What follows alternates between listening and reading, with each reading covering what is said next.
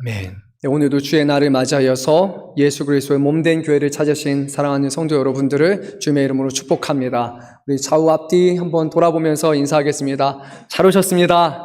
큰 은혜 받으시기 바랍니다. 잘 오셨습니다. 큰 은혜 받으시기 바랍니다. 잘 오셨습니다. 잘 오셨습니다. 네, 한 주간 얼마나 바빴습니까? 또 얼마나 고단하고 수고하는 삶이었습니까? 오늘 주님께서 이 자리에 우리와 함께 하시고 우리에게 위로함과 은혜로 덧입혀 주시기를 간절히 소망합니다. 네, 우리가 이제 열왕기상 말씀을 이번 주 금요일부터 시작해서 나누고 있습니다. 여러분 매일매일 말씀 묵상하면서 큐티 하고 계십니까? 네, 11월 달에 우리가 골든벨을 한다고 했으니까요. 네, 여러분 말씀을 한번 훑어보지 마시고 말씀을 좀 깊이 또 묵상하면 또 주님께서 그 가운데 우리에게 많은 것을 또 깨우쳐 주시고 우리를 말씀으로 인도하여 주실 줄로 믿습니다. 오늘 우리에게 주시는 하나님의 말씀입니다. 열왕기서의 시작은 다윗 왕이 나이가 이제는 많아 또 늙어서 그의 몸의 온기가 꺼져가는 그런 상황으로 말씀이 시작이 됩니다. 우리가 기억하는 젊은 날의 그런 다윗과는 좀 다른 모습으로 오늘 말씀이 시작이 됩니다. 다윗은 어떻습니까?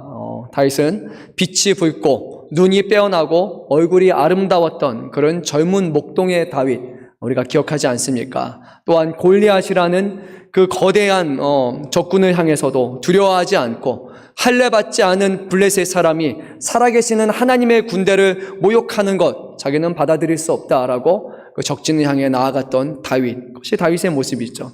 사울의 군대 장관으로 전장을 누볐던 다윗, 사울 왕을 피해 다니면서도 여전히 끝까지 하나님의 기름 부음 받은 자를 해할 수 없다고 그렇게 살아갔던 다윗. 죄를 범하는 데 있어서도 열정적이었지만 뿐만 아니라 회개하는 것에 있어서도 즉각적이었던 그렇고 젊고 혈기왕성한 다윗을 우리는 기억하실 겁니다. 하지만 그 또한 세월을 이기지 못하고 이제 연로하게 되었고요. 그리고 옆에서 시종을 들어줄 그런 젊은 여성을 필요하는 상황에 처하게 됩니다. 그것이 열왕기상 1장의 시작입니다. 그의 주변에 있는 신하들이 그의 건강을 우려할 만큼 지금 연로한 다윗이었지만요.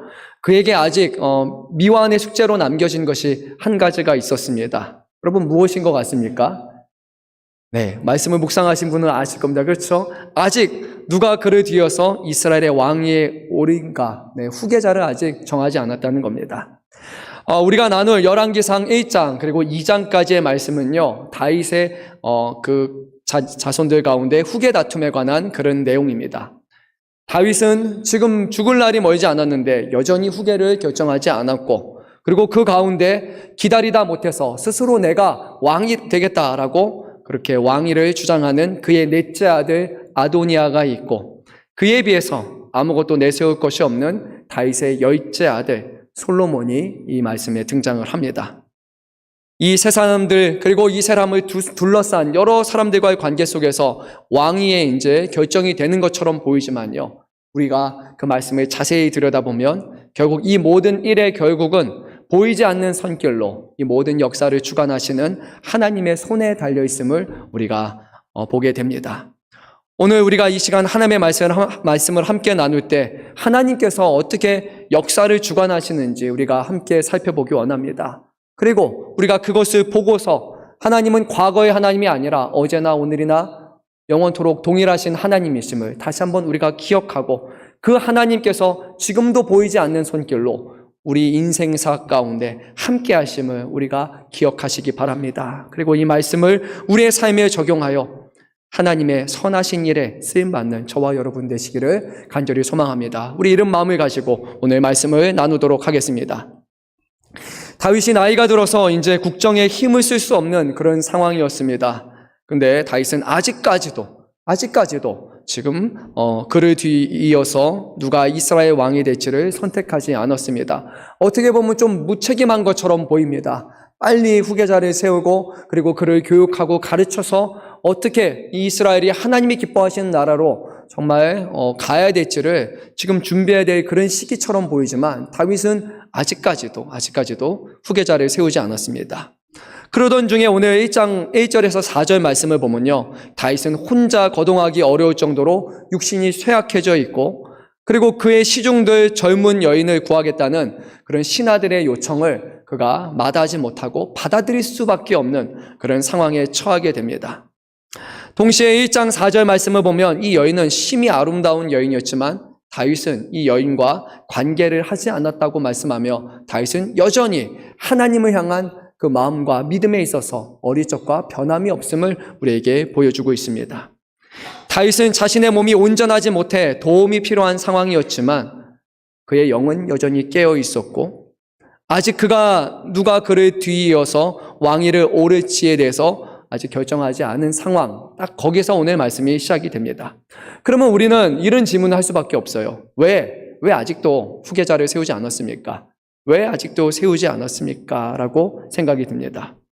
하루라도 더 왕으로서 그 자리를 인정받기 위함입니까? 그런 일은 없을 것 같습니다. 다윗은 자신의 왕으로 세우신 분이 하나님이라는 것을 정확하게 알고 있었기 때문이죠.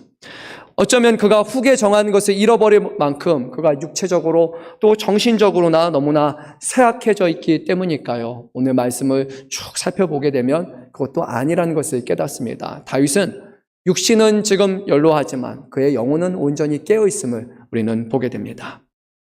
그러면 왜 다윗은 아직까지 후계를 세우지 않았을까요? 우리가 잘 생각해 보면요, 다윗이 왕위에 오르게 된 것, 자신이 원해서가 아니라 자신의 의지로 왕이 된 것이 아님을 여러분 기억하실 겁니다. 하나님께서 누구를 통해서 그를 기름 부으셨습니까? 선지자 사무엘이었죠. 그렇죠? 선지자 사무엘을 통해서 목동이었고 지금 밖에 나가서 일하고 있던 어린 다윗을 불러오라고 말한 다음에 그에게 기름을 부으면서 앞으로 그가 사울 왕을 대신해서 이스라엘의 왕이 될 것이라고 말씀했습니다. 만약에 다윗이 자신의 의지로 자신의 노력으로 왕이 됐다면 이제 후계를 세움에 있어서도 내가 원하는 사람, 내 뜻대로 후계자를 세우겠다라고 그렇게 생각을 했을 겁니다. 그리고 그는 정했을 겁니다. 하지만 다윗은 자신이 왕으로 세워진 것은 자신의 힘과 능력도 아니고 자신의 의사가 아니고 오직 이스라엘 왕은 하나님이 기름 부어 세우신다는 것을 알았기 때문에 지금 그의 인생의 마지막 만렵에서도 아직까지 하나님 앞에 기다리고 있음을 우리는 보게 됩니다. 1장 뒷부분인 29절 말씀 제가 한번 읽도록 하겠습니다. 내 생명을 모든 환난에서 구하신 여호와께서 살아계심을 두고 맹세하노라. 다윗은 마지막까지도 지금 내가 살아있는 이유, 내가 지금 왕으로 세움받은 이유, 이 모든 것이 다 하나님의 은혜고 하나님이 하셨다는 것을 똑똑히 기억하고 또 그것을 감사하고 있었습니다. 지금 후계를 둘러싼 다윗의 미온적한 태도는요, 그러니까 그가 어떤 자신의 육신의 생각을 관철하기 위해서, 아니 누가 왕이 되었지를 잘 몰라서 지금 미온적한 것이 아니라 다윗은 이 일을 놓고 심사숙고하고 있고 여전히 하나님의 선하신 뜻을 기다리는 상황이라고 우리는 볼 수 있습니다. 1장 1절 말씀을 보면 이런 표현이 있습니다. 나이가 많아 늙으니라고 이렇게 되어 있습니다. 얼핏 보면 다윗이 나이가 참 많이 들어서 이제는 늙었다라고 생각할 수 있지만요, 이 표현은 성경 안에서 구약 성경에서 오직 이 본문을 제외하고 3번만 등장하는 아주 특별한 그런 표현입니다. 아무나 나이가 많아 늙었다라고 그렇게 지칭하지 않습니다. 두 사람이 등장하는데요, 창세기 24장 1절 말씀을 보면 이렇게 기록되어 있습니다. 아브라함이 나이가 많아 늙었고 여호와께서 그에게 범사의 복을 주셨더라. 그러니까 그가 나이가 많아 늙었다라는 것은 그의 어떤 육신의 연약함을 드러내는 것이 아니라 하나님이 그가 나이가 많아 늙을 때까지 함께 하셨고 복을 주셨다라는 것을 강조하는 그런 표현이죠.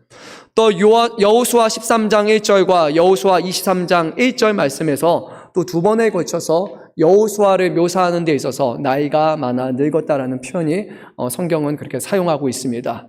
따라서 오늘 1장 1절에서 다윗을 향해서 나이가 많아 늙으니라는 그런 표현은 다윗의 육신의 연약함을 드러내기 위한 그런 표현이 아니라 하나님께서 다윗을 이스라엘의 믿음의 조상이었던 아브라함과 같이 또한 가나안 땅에 들어왔던 그 군대의 용사였던 그런 여호수아 같은 그런 지도자로서 지금까지 축복하시고 그의 인생을 붙들어 주셨다라고 오늘 성경은 말씀하고 있습니다. 뿐만 아니라 이제는 하나님께서 그의 삶 가운데 개입하셔서 누가 과연 이스라엘의 왕위에 오를지 적합한 사람인지를 하나님이 뽑게 하실 그 시기가 도래했다라는 표현으로 사용하고 있습니다. 오늘 저는요, 이 나이가 많은 느지막한 그런 자신의 인생의 황혼을 바라보는 다윗의 모습을 보면서 참 하나님이 그에게 나이가 많은 때까지 말씀에서 벗어나지 않고 여호와 하나님을 경외할 수 있다는 것, 그것이 얼마나 큰 축복인지를 한번 생각해 봤습니다. 왜냐하면 다윗 이후로 이어지는 수많은 왕들을 보면요, 한순간에는 열심히 하나님을 섬겼고 하나님의 뜻대로 살아갔지만 그의 뒤에 가서, 인생의 말년에 가서 말씀에서 벗어나서 돌이켜서 죄를 범하는 그런 사람들을 우리가 보기 때문입니다. 마지막 죽는 순간까지 하나님의 은혜를 누리고 하나님을 찬양하고 살아간다는 것이 참으로 큰 은혜이고 축복입니다. 그래서 한번 생각해 봤습니다. 우리 교회는 이제 어르신들, 우리 성도님들을 보면서 정말 마지막까지 정말 예수 안에서 믿음 가지고 하나님의 은혜 누리면서 감사하며 살아갔으면 좋겠다라는 그런 기도 제목이 저에게도 절로 나왔습니다. 그리고 한편으로 또 감사하다는 생각이 많이 들었어요. 우리 신앙의 선배분들이, 어르신들이 계신다라는 것, 그 한 분 한 분이 또 인생의 삶과 그 믿음의 여정을 보면서 정말로 이분들이 교회에 계시기 때문에 우리 교회가 지금까지 이루어지지 않았나라고 그렇게 생각이 듭니다.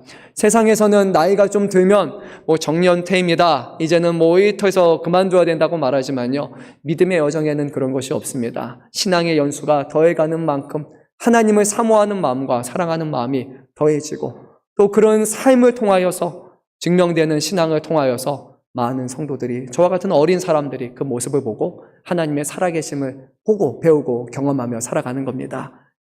하나님께서 정말 우리 교회 모든 성도님들 주님 만나는 그날까지 신앙 안에서, 믿음 가운데서 하나님을 의지하고 찬양하는 모든 성도분들로 끝까지 붙들어 주시기를 주님의 이름으로 축복합니다. 다윗이 이제 자신의 후계자를 놓고 그 결정을 보류하는 그런 상황에서요, 하나님은 이제 뜻하신 바가 있어서 이제 비로소 일하기 시작하십니다. 먼저 다윗의 넷째 아들인 아도니아가 참다 못해서 내가 이제 왕이 되겠다라고 그렇게 선언을 합니다. 그래서 병거와 기병과 호위병 50명을 준비했습니다. 그러니까 세상의 기준을 볼 때 나는 이 정도의 무력을 가지고 있고 이 정도의 사람을 동원할 수 있고 이 정도의 재산을 가지고 있다라고, 그러면서 내가 왕이 되기에 충분하다라고 사람들에게 지금 자신을 드러내고 있습니다. 근데 이 아도니아의 그런 행적을 보게 되면요, 얼마 전이었죠. 다윗의 왕에게 반기를 들었던 셋째 아들, 그가 압살롬이 반역을 깨했던 것과 매우 유사합니다. 아버지의 뜻을 물어보지 않고 하나님의 뜻을 물어보지 않고 내가 왕이 되겠다라고 스스로 결정한 것이에요. 그런데 우리가 잘 알듯이 압살롬은 결국 하나님의 뜻에 벗어나서 하나님의 그의 생명을 취하셨고, 그래서 하나님은 다윗의 왕위를 견고케 하십니다. 다윗의 자녀들을 보면요, 첫째 아들이 암논이었습니다. 근데 암논은 셋째 아들 압살롬에 의해서 죽음을 당합니다. 그리고 셋째 아들 압살롬에는 이제 다윗에게 반역하다가 결국 요압 장군에 의해서 죽임을 당하게 됩니다. 둘째 아들 길르앗이라는 아들이 있는데 성경에서는 그 이름만 거론되고 그의 행적에 대해서는 아무런 얘기가 없습니다. 아마도 우리가 유추할 수 있는 것은 둘째 아들은 아주 이른 나이에 그가 사고로 죽었음을 알 수 있습니다. 그러니까 첫째가 죽었고요, 둘째도 죽었고 셋째도 죽었고 그 다음에는 넷째만 이제 남은 사람입니다. 근데 넷째가 바로 아도니아입니다. 세상의 기준으로 볼 때 아도니아가 다윗에 이어서 왕위에 오른 것이 마땅한 이치일 것입니다. 왕자들 중에서 가장 나이가 많았고 경험도 풍부했고 지금 가진 재력도, 그리고 가진 사람들도 있었고 출중한 외모를 갖추었다고 성경은 또 말하고 있으며 다윗에게 한 번도 꾸지람을 들은 적이 없다라고 또 이 아도니아를 표현하고 있기 때문입니다. 세상의 기준으로 봤을 때는 누가 봐도 왕이 되기에 충분한 자격을 갖춘 사람이었지만 다윗 왕은 어쩐 일인지, 어떠한 연유인지 그의 죽음이 가까움에도 불구하고 아도니아를 왕으로 세우지 않았습니다. 그래서 결국 아도니아는 아버지가 다른 마음을 품고 있다라고 생각을 하고 스스로 자기가 왕이 되기로 했습니다. 아도니아가 견제했던 인물이 하나가 있는데 바로 우리가 어떻게 보면은 이미 결말을 알고 있습니다. 아도니아가 아니라 누가 왕위에 오르게 되죠?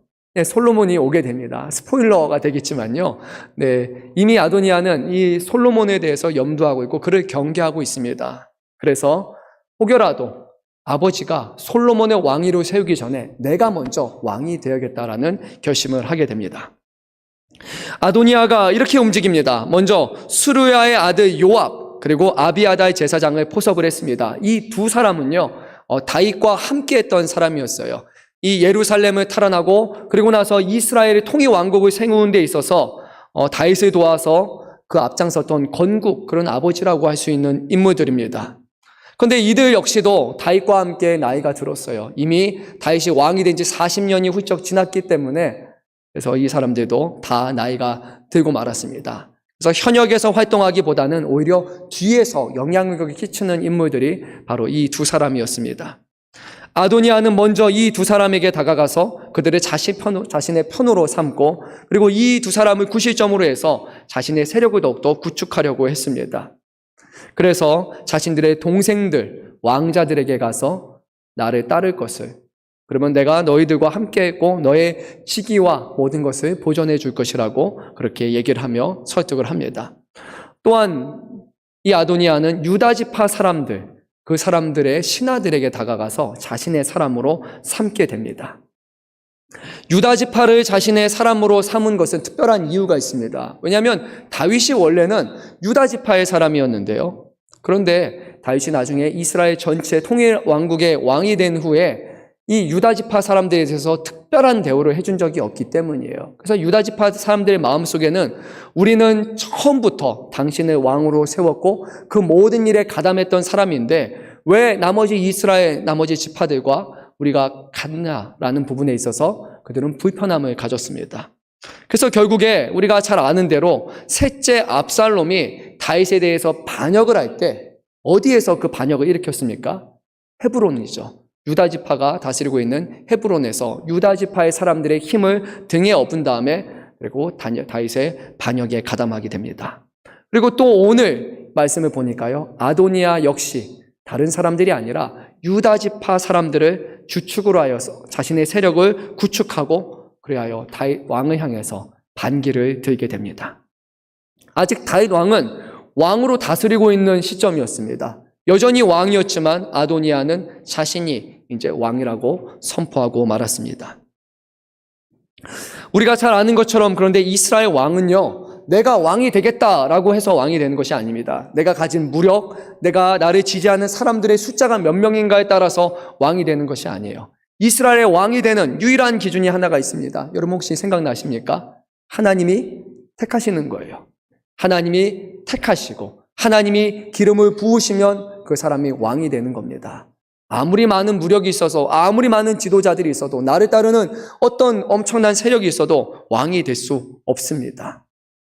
아도니아는 얼핏 보면 모든 것을 갖춘 인물처럼 보입니다. 지지하는 세력도 있었고 자기 자신도 괜찮은 사람입니다. 하지만 한 가지 그가 갖추지 못한 것이 있습니다. 바로 여호와 하나님을 경외하는 것이었습니다. 그는 하나님의 뜻을 물어봐야 됐지만 또한 하나님이 보내신 선지자를 통해서 하나님의 뜻이 무엇인지를 놓고 구해야 됐지만 그것이 아니라 내가 왕이 되기 적합하다는 자신의 뜻을 앞세워 스스로 왕이 되고자 했습니다. 그리고 이 소식을 누가 들었는가 하니 바로 나단 선지자가 이 소식을 듣게 됩니다. 나단 선지자는 그 즉시 솔로몬의 어머니 밧세바에 가서 이 사실을 알렸습니다. 아도니아가 왕위에 오르게 되면 밧세바요, 어떤 일이 일어날지 예상되십니까? 바로 가장 먼저 숙청당할 사람이 당신이고 그리고 당신의 아들 솔로몬이 죽게 될 것입니다. 아도니아가 당신들을 견제하고 있기 때문입니다. 그러니까 이제는 머뭇머뭇거릴 때가 아니라 지금은 생사의 기로에 놓여 있기 때문에 즉시 다윗 왕에게 가야 한다라고 그렇게 얘기를 했습니다. 그러면서 나단이 말합니다. 한 가지 계책을 세워서 우리가 함께 이 일을 이룹시다라는 거였어요. 그 계책은 무엇인가 하니 바로 이 밧세바가 왕에게 가서 이 문제에 놓고 얘기하는 순간 나단 선지자도 같이 쫓아와가지고 그 밧세바가 하는 말에 설득력을 더하는 그것이 계책이었습니다. 없는 것을 만들어내는 것이 아니라 그 모든 사실들을 입증하는 것이 바로 계책이었습니다. 그런데 이 계책은 다윗이 간과하고 있는 아주 중요한 사실을 일깨워주기 위한 하나님의 계획이었다는 것을 우리는 보게 됩니다. 다윗이 잊고 있었던 것이 있었습니다. 바로 밧세바와 하나님의 이름으로 맺은 언약이 있었다는 거예요. 밧세바에게 이제 다른 왕이 아니라 당신을 통해서 낳은 솔로몬 왕을 이제 이스라엘의 왕으로 세워줄 것이다라고 그가 약속을 했었는데 그것을 그가 까마득히 잊고 말았던 것입니다. 그래서 오늘 나단 선지자는 밧세바에게 말합니다. 아도니아가 이제 왕이 되기 전에 빨리 다윗에게 가서 밧세바와 맺었던 그 약조를 기억하고 솔로몬을 다음 왕으로 세워줄 것을 바로 그에게 간곡히 청하라고 합니다. 그리고 밧세바가 다윗에게 가서 이 말을 전하면 자신도 바로 뒤이어 다윗을 찾아가 돕겠다고 말했습니다. 그리고 밧세바는 나단 선지자가 말한 대로 다윗에게 가서 이 말을 전했고 나단 선지자도 밧세바가 말한 내용이 모두 사실이라는 것을 다윗 왕에게 고하고 맙니다. 그리고 나서 오늘 말씀이 이어지게 되죠. 근데 우리는 여기서 잠깐 생각해 봐야 될 것이 있습니다. 무엇이냐면 아도니아를 지지했던 세력과 솔로몬을 지지했던 세력에는 결정적인 차이가 있다라는 거예요.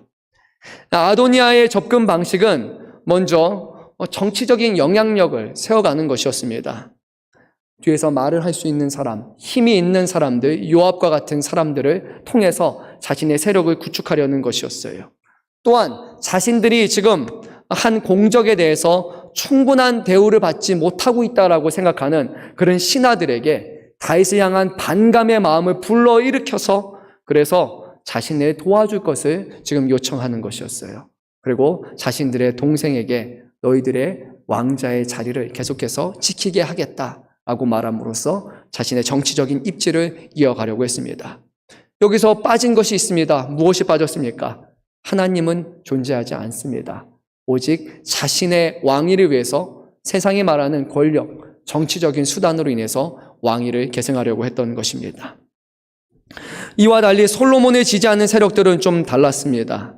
어떤 권력을 유지하기 위한 힘 있는 사람들이 없었습니다.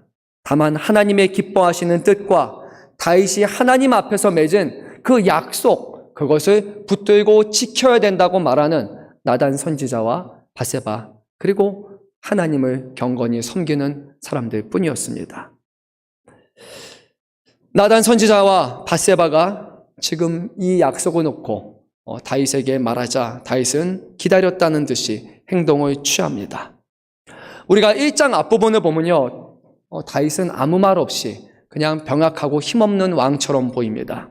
그런데 오늘 본문의 1장 28절부터 다윗이 하는 행동을 보면 더 이상 병약한 왕은 없습니다. 늙은 왕은 없습니다. 오히려 모든 것을 다 준비했다는 듯이, 기다렸다는 듯이 이를 추진하는 능력 있는 왕만 있습니다. 우리 한번 본문의 29절 말씀, 30절 말씀을 한 목소리로 읽도록 하겠습니다. 왕이 이르되 내 생명을 모든 환난에서 구하신 여호와께서 살아계심을 두고 맹세하노라.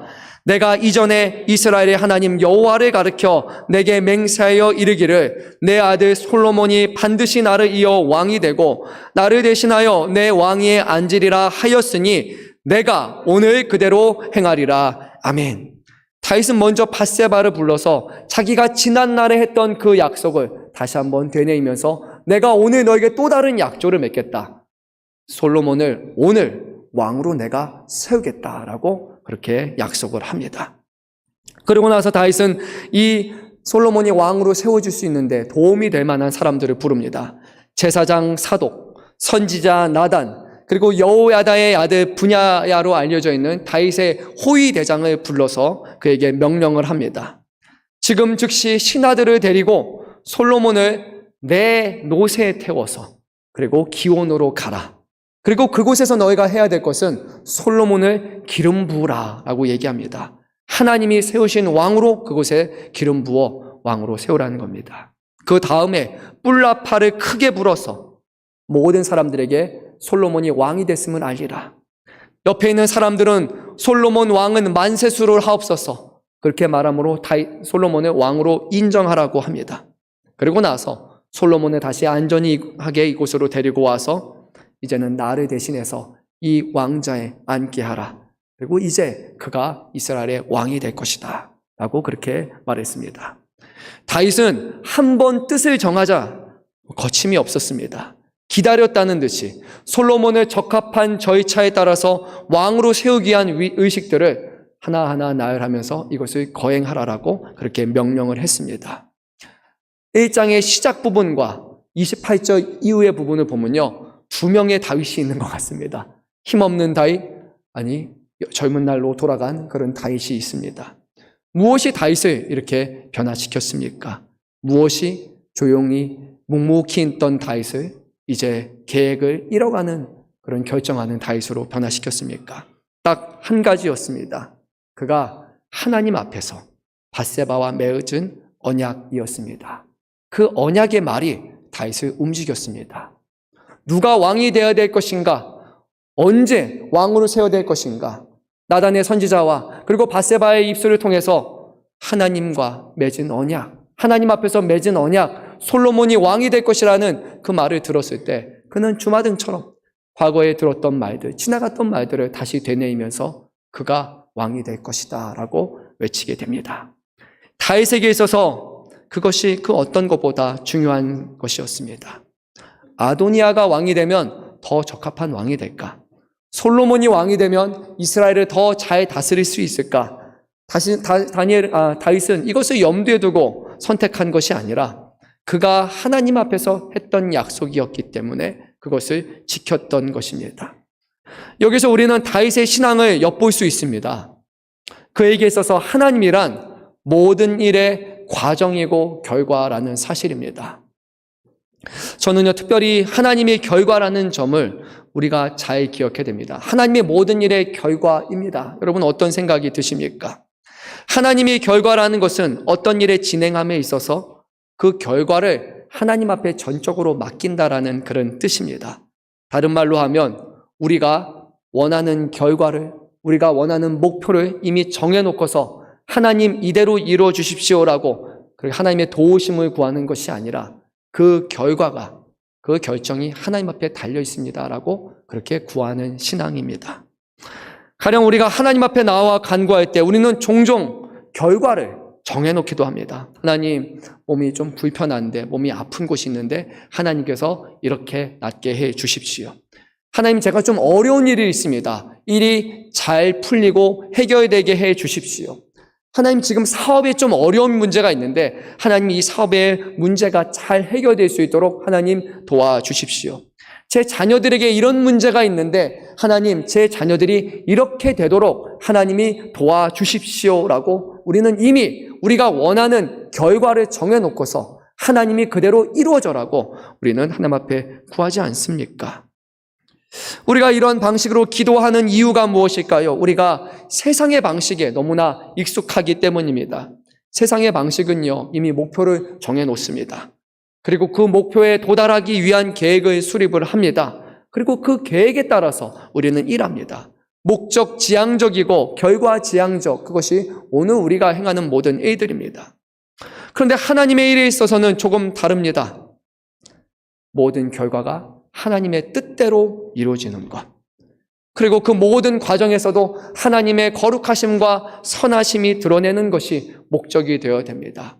그래서 때로는 추상적이고 막연할 수가 있어요. 우리가 하나님 이렇게 되게 해주세요라는 것이 아니라 하나님 모든 과정 가운데 하나님의 선하심이 드러나게 해주시고 그 결과 또한 하나님이 기뻐하시고 하나님이 원하시는 것이 되게 하여 주옵소서.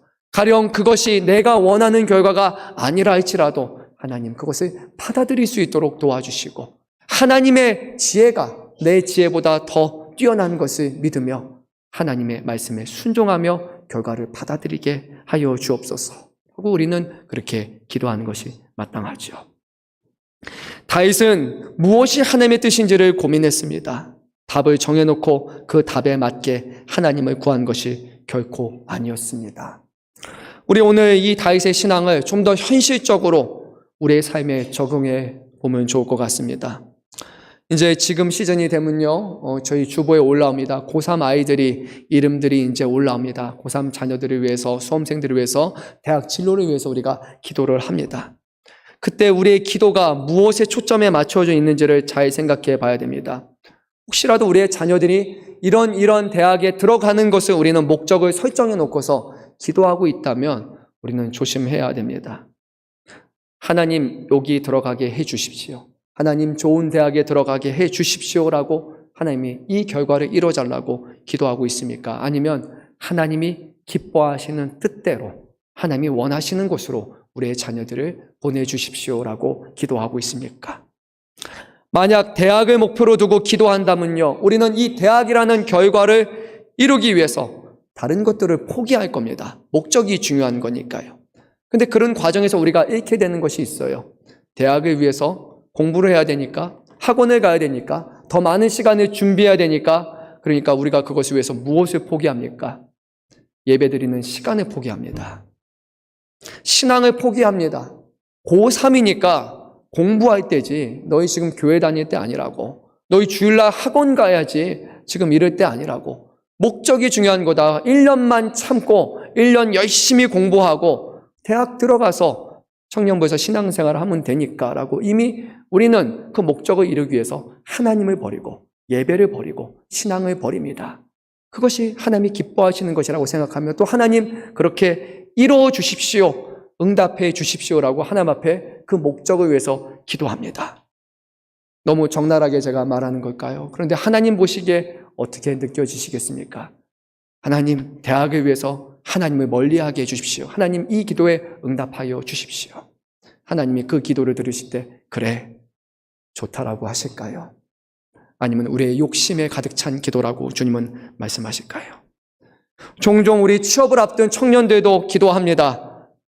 그런데 취업이 목표가 되는 순간, 특정한 직장이 목표가 되는 순간 우리는 다른 것들을 얼마든지 타협할 수 있습니다.